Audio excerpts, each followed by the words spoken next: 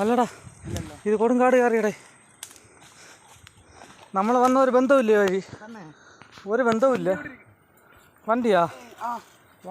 വണ്ടി ഇങ്ങനത്തെ ഒന്നുമില്ല ഇന്നിനി.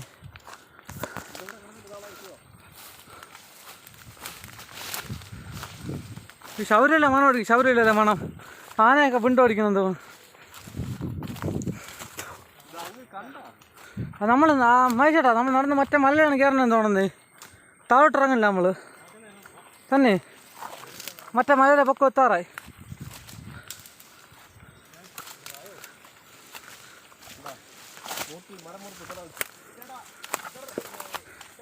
ഇതാണോ മൂട്ടില്?